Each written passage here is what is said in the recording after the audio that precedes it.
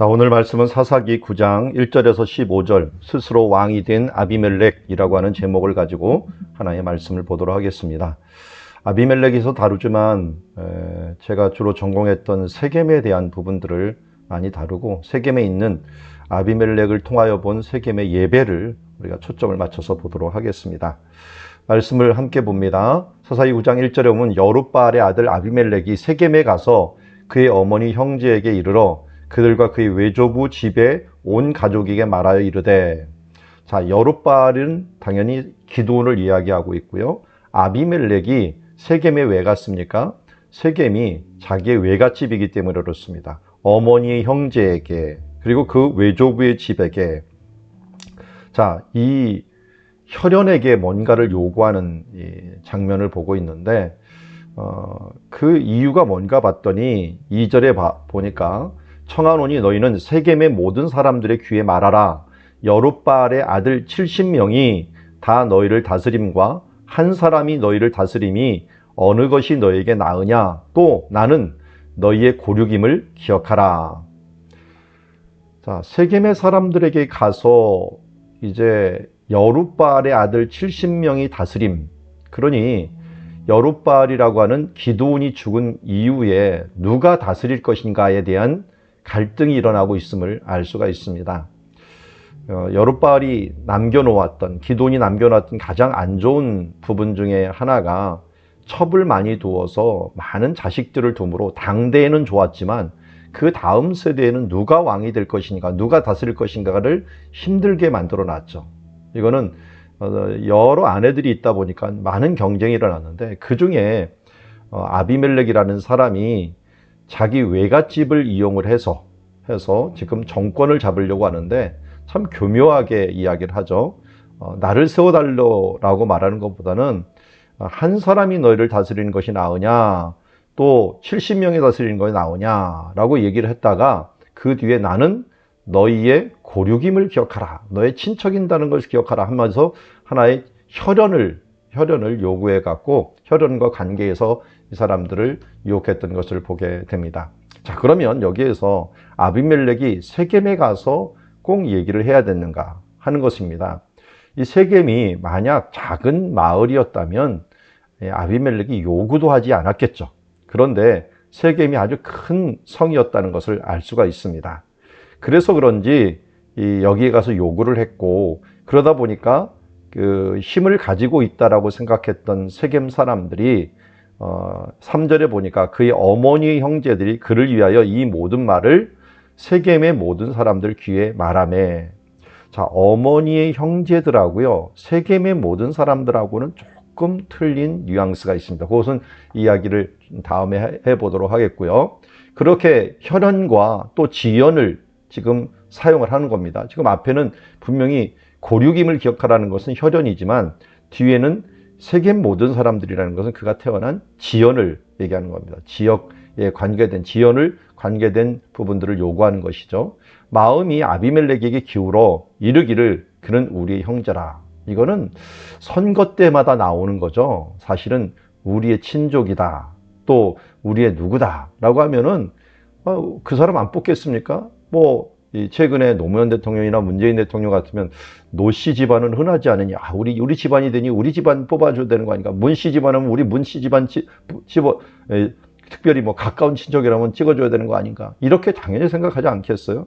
지역도 마찬가지죠. 만약 제 고향이 만약 안양인데 안양 사람에서 특별히 내 초등학교 동창 중에서 또 선배 중에서 대통령이 나온다, 당연히 찍어줘야죠. 심지어 나이가 같다, 뭔가 학연이 같다, 이런 것들이 얼마나 많이 관여를 합니까? 그런데 이걸 잘 이용한 것이 아비멜렉, 아주 세상에 대해서는 굉장히 해발같던 사람이고, 요새 정말 대통령 선거 나오면 아비멜렉이 될 정도로 대단한 비상한 머리를 가졌던 사람이라 할 수 있습니다. 이렇게 말하니까 마음이 기울으니까 이 세겜 사람들이 해주는 것이 뭐냐면 4절에 보니까 자금을 댑니다. 은 70개를 냈는데 이 70개가 어디서 나온 거냐면 바알브릿 신전이라는 곳에서 나온 거예요. 바알브릿. 조금 있다가 바알브릿 한번 보죠. 그리고 그에게 줌에 아비멜렉이 그것을 방탕하고 경박한 사람들을 사서 자기를 따르게, 한마디로 껄렁배들, 뭐 깡패들, 그리고 이 헛된 사람들이니까요. 자기 말을 언제든지 힘 있는 사람들, 돈 있는 사람들을 따라갈 만한 이런 사람들을 사서, 충성된 사람들이 아니죠. 이런 사람들을 사서 자기를 따르게 하고, 그리고 오브라에 있는 그의 아버지 집으로 가서 여룹바알의 아들 곧 자기 형제 70명을 한 바위에 쳐 죽입니다.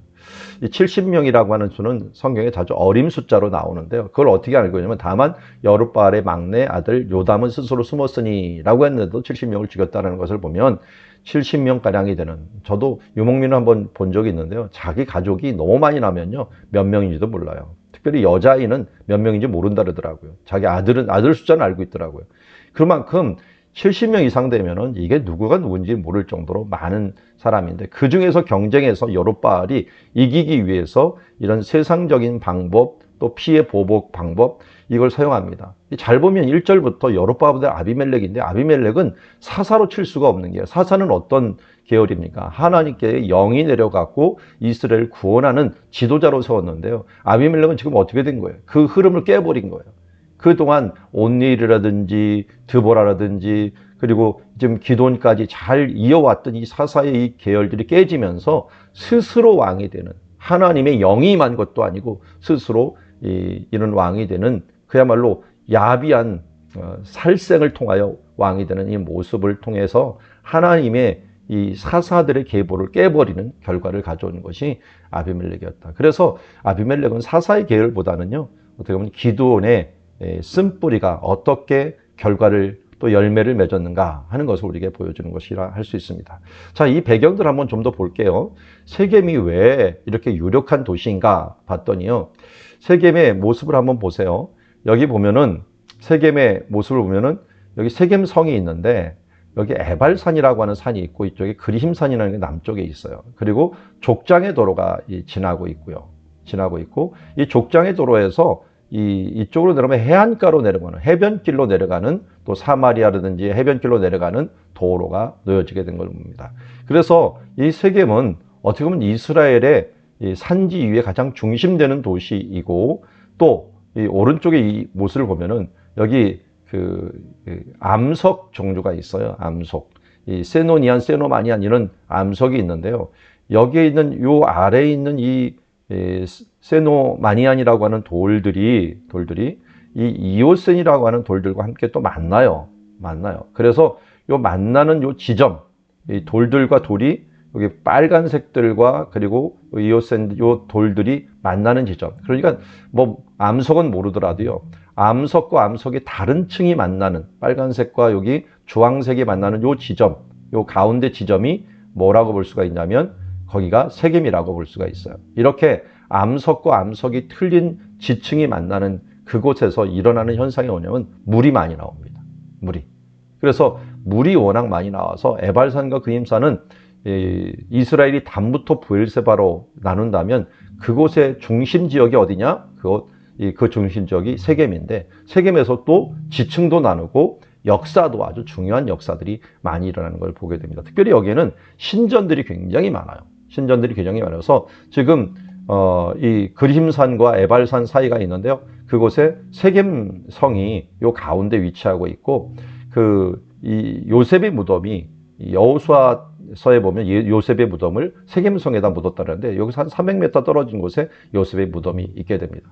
그리고 타나힐 신전이라고 하는 곳인데요. 이건 유목민 신전이 하나 발견이 되는데, 이 신전은 주로 아브라함과 야곱이 제단을 쌓았던 곳이라고 추정을 하고 있고요. 모래 상술이 남아 있는 곳이죠. 그 옆에 또 야곱의 우물이 위치하고 있고, 나중에는 이 위에 텔 엘라스라든지 제벨 에툴에 이 산발랏이 신전을 만들어 갖고 또 자기네 섬기는 신들을 만들었던 것을 보게 됩니다. 그래서 여호수아가 쌓았던 에발산 제단도 여기 있고요.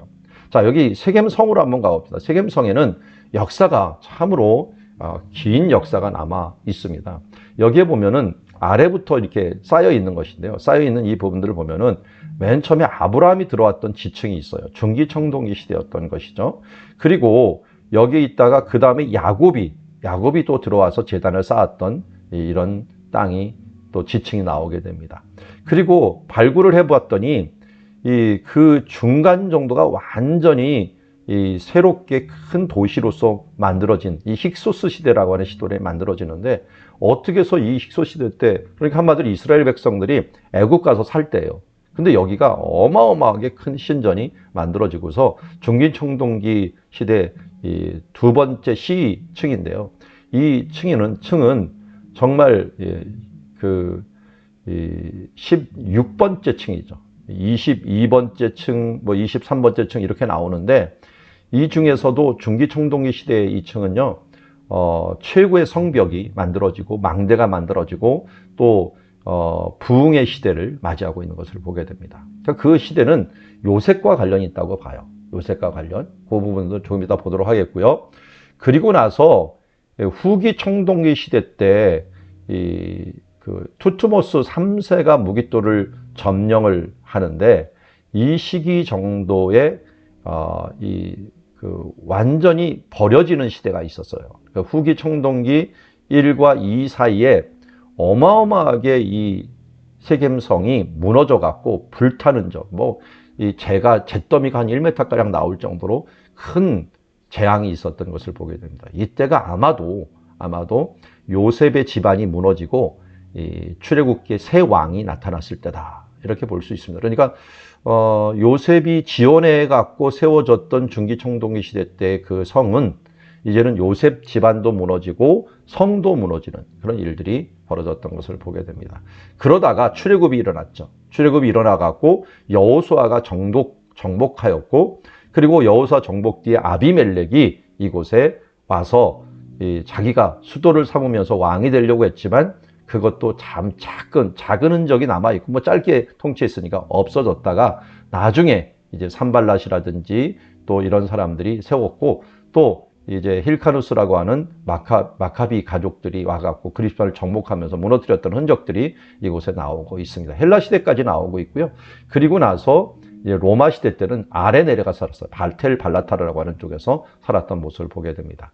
자, 그런데 왜 요셉 시대 때, 그것도 이제 요셉이 애굽에 들어갔을 때 이렇게 그 세겜이 부흥했는가라고 하는 걸 봤더니요, 창세기 34장 25절에 보니까 디나의 추행 사건 때문에 이 세겜 사람들을 다 죽여요. 그래서 이 각기 시몬과 레이가 가고 모든 남자를 죽이면서 1차적으로 세겜을 정복합니다.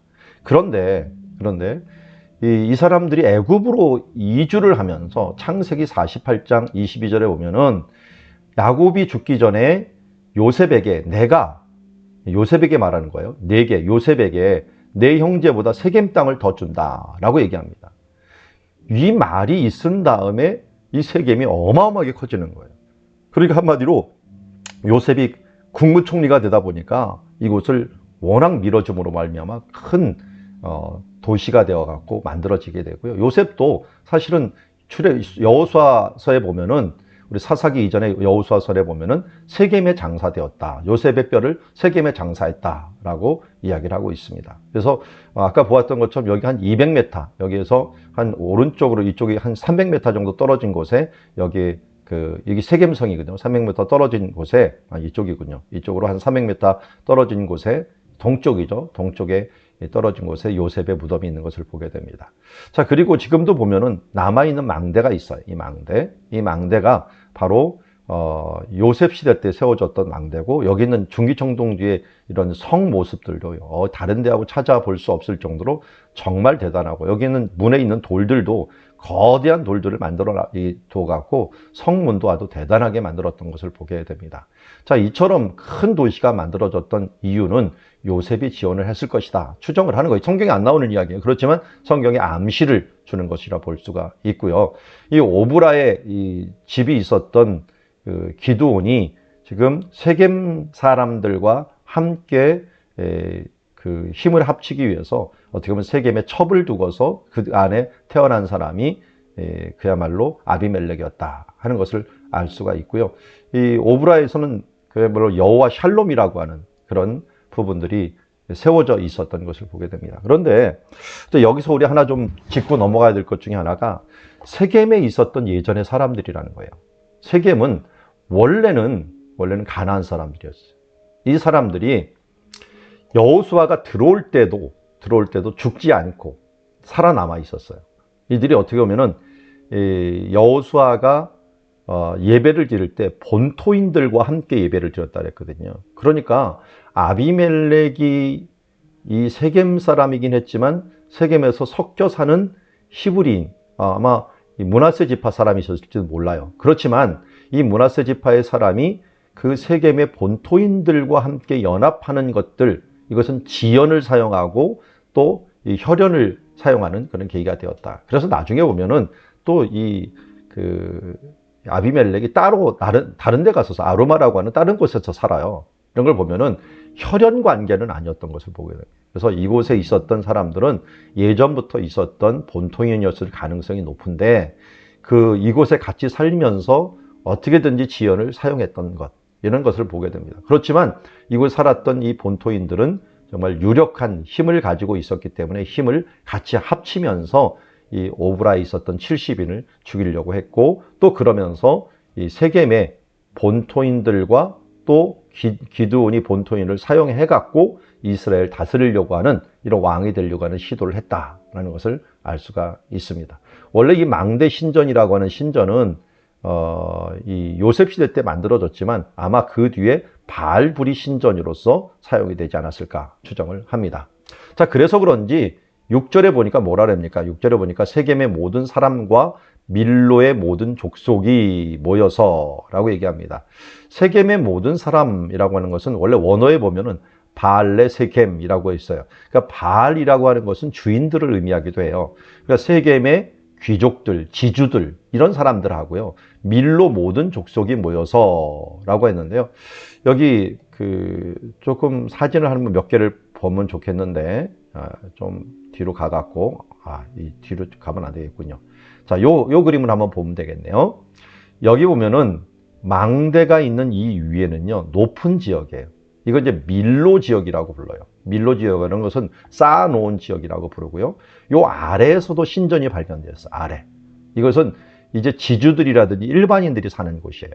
그러니까 이 바알의 지주들이 사는 곳, 그리고 이곳에 밀로에 있는 제사장적인 역할을 하는 사람들이 사는 곳, 이 두 가지로 남겨져 있는 것을 보게 됩니다. 이 남겨져 있는 이 부분들에 사는 사람들이 이제 도움이 필요했던 거예요. 그래서 세겜의 모든 사람과 밀로의 모든 족속이 모여갖고 세겜에 있는 상수리 나무 기둥 곁에서 아비멜렉을 왕으로 삼았다라고 얘기합니다. 앞에 보면은 이제 이 세겜이 있는데 세겜에 기둥이 있어요.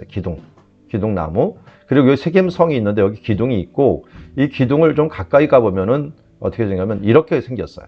기둥이 보이는데, 이 기둥은 예전에 여기 아크로폴리스 신전이라고 하는 망대 신전이 있고, 그리고 이 옆에 기둥이 있고, 여기가 이제 밀로예요. 그리고 아래는 세겜의 사람들이 살았던 곳이고, 또 가까이 보면 이렇게 큰 기둥이 있는데, 이 기둥이 최근에 발굴할 때 발견된 바로 여호수아가 세웠던 그런 기둥으로 볼 수가 있습니다. 그러니까 여호수아 24장에 보면은 기둥을 세웠다라고 얘기했는데요. 큰 돌을 가져다가 거기서 여호와의 성소 곁에 있는 상수리 나무 밑에 세웠다라고 했는데, 그 돌이 세워져 있는 곳이죠. 바로 이곳에서 지금 뭔 짓을 하는 겁니까? 여기서 아비멜렉을 왕으로 삼는 겁니다. 그러면서 사람들이 요담에게 이 일을 알리니까 요담이 이곳에 쫓아와 갖고 우리가 잘 아는 대로 이제 비유를 얘기를 한 거예요. 그래서 하루는 나무들이 나가서 기름을 부어서 자신들 위에 왕으로 삼으려 하면서 요담이 그리심산 꼭대기에 갔다는데, 여기가 그리심산 꼭대기죠. 꼭대기에서 밑에 있는 세겜에서 얘기합니다. 여기는 너무 멀어요. 그렇기 때문에 그리심산이요, 골짜기가 봉우리가 여러 가지가 있어요. 그러니까 맨 꼭대기가 있고요. 요 밑에 중턱에도 또 타나닐이라고 하는 장소가 있는데, 아마도 이 타나닐이라고 하는 조그만 중턱 있는 곳에서 말했을 것이라고 봅니다. 왜냐면 그래야지 들리니까요, 사람들에게.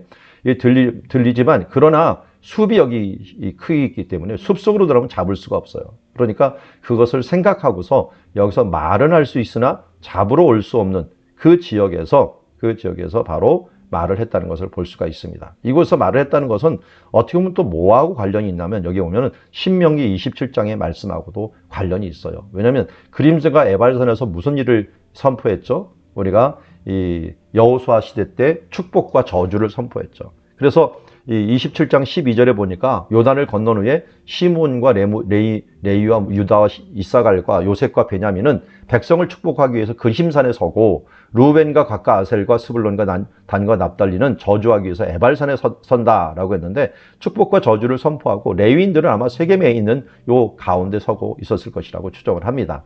그리고 여기서 외쳤던 말 중에 하나가 뭐냐면, 그 이웃을 암살하는 자는 저주를 받을 것이다 라고 했는데요.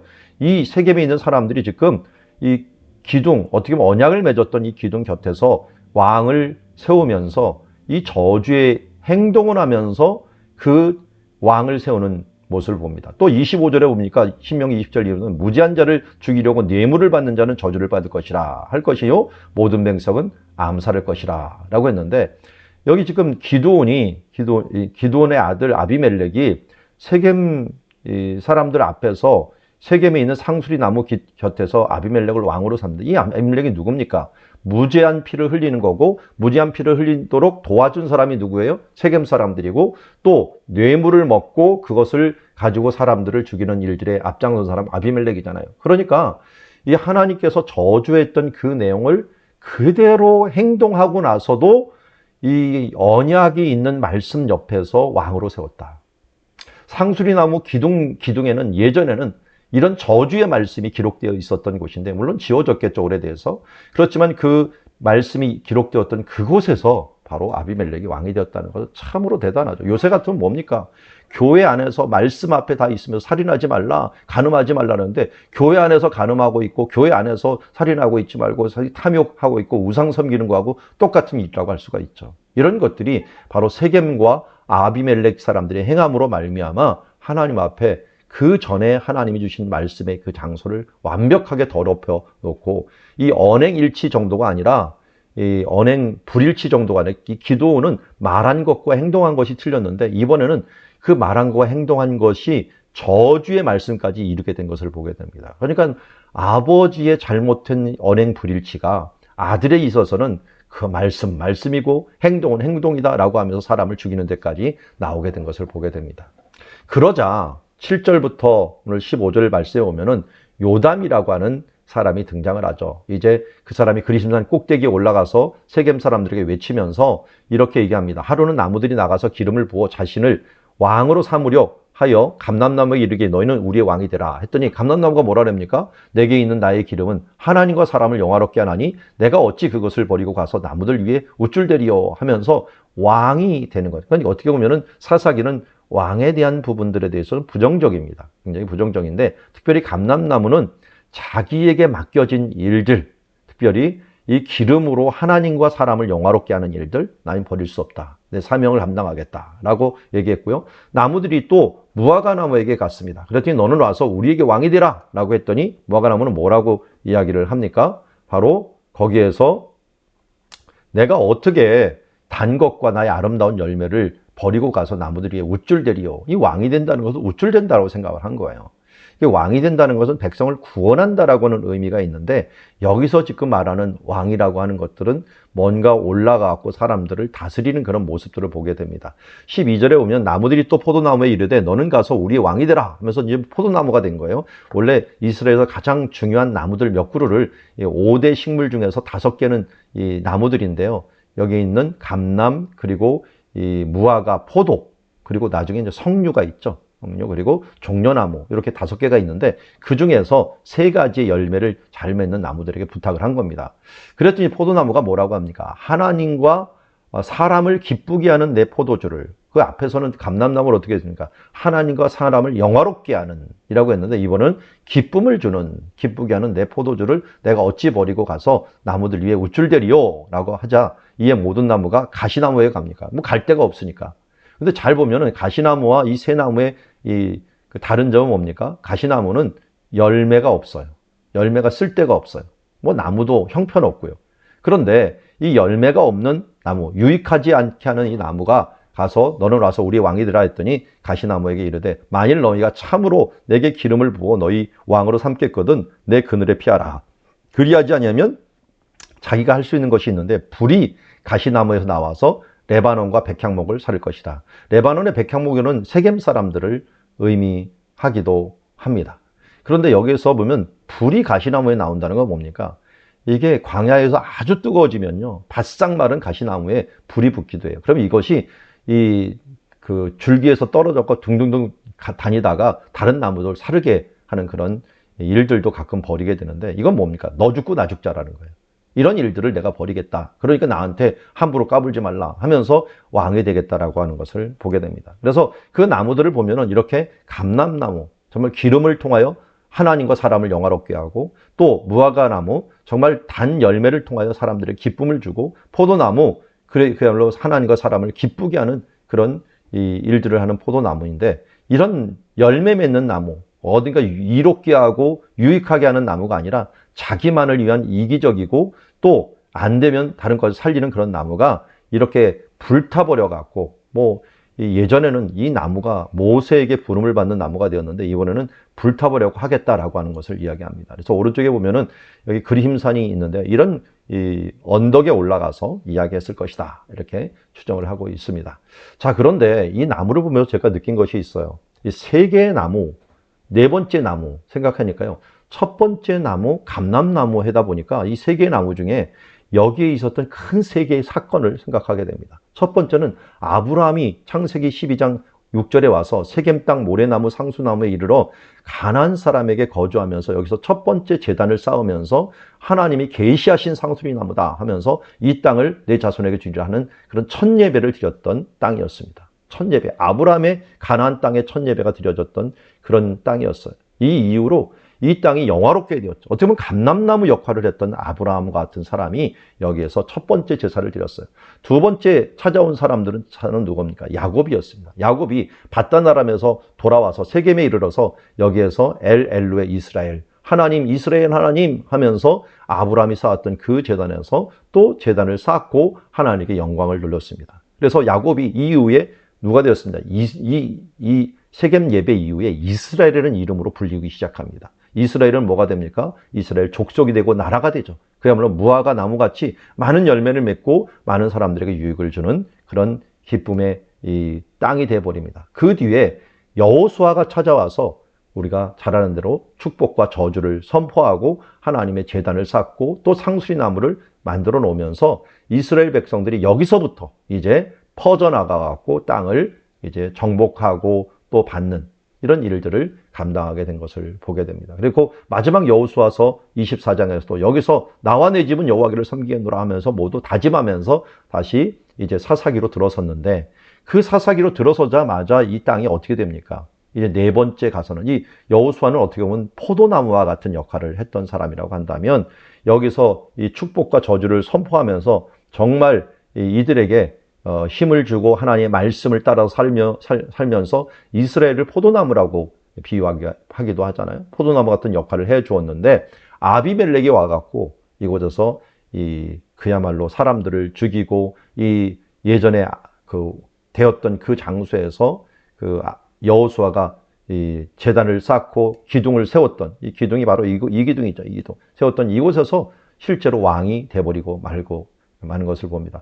그리심산 꼭대기 가서 이 말씀을 했다는 것은 아마 여기 타나닐이라고 하는 장소가 있는데요, 유목민 신전 아니면 이 위에 있는 이런 산지에 올라가고 이야기를 분명히 했을 것이다, 우리 추정은 할 수가 있습니다.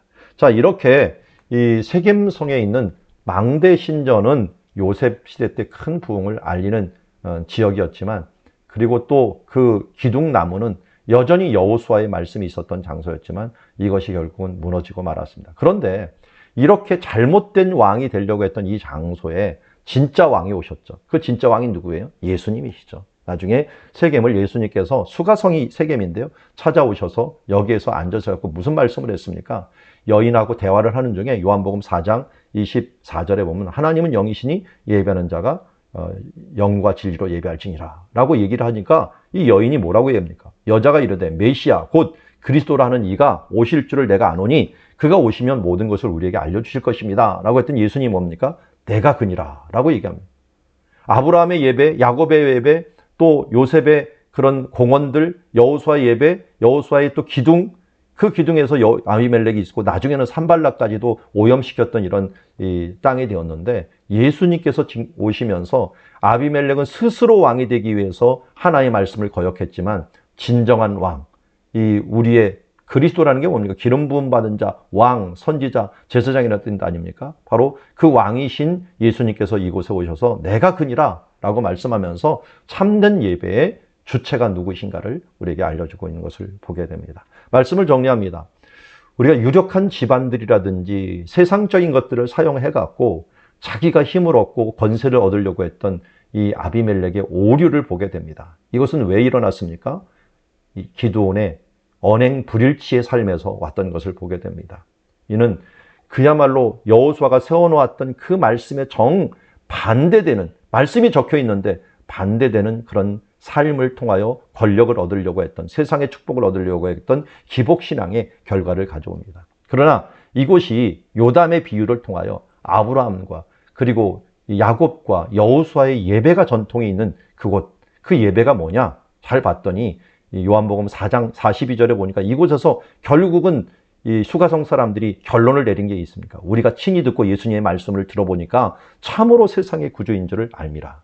결국은 이 하나님이 영이신데 이 영이신 분에게 예배하는 참된 예배자, 그리고 참된 우리의 왕은 누구신가 봤더니 예수 그리스도이심을 이곳에서 우리에게 알려주신 것을 보게 됩니다. 그래서 아비멜렉처럼 스스로 왕이 되는 자가 아니라 만왕의 왕 되신 예수 그리스도를 내 구주로 영접하면서 예배하는 자가 정말 하나님이 주시는 최고의 왕이 될 것이다. 다윗이 영광의 왕이 오시도다 하면서 언약궤를 모셔오면서 그가 하나님 여호와 하나님을 왕으로 인정했듯이 우리가 이 땅에서 정말 최고의 힘을 얻는 것은 나사렛 예수 그리스도의 이름을 믿고 그 이름으로 선포하며 나아갈 때, 오늘 세상의 구주이신 예수 그리스도를 인정하며 나아갈 때 하나님께서 아비멜렉이 그렇게 추구하려고 했던 권세보다 더 큰 놀라운 하나님의 권세를 우리에게 주시는 줄 믿습니다. 그래서 오늘도 우리가 세상의 힘을 의지해서 스스로 무엇인가 왕이 되려고 하지 말고 예수 그리스도를 우리의 왕으로 모시고 그를 예배하는 삶, 또 그를 높여드리고 그의 이름으로 승리하는 삶으로 나가는 주의 자녀들이 되기를 주의 이름으로 축원합니다.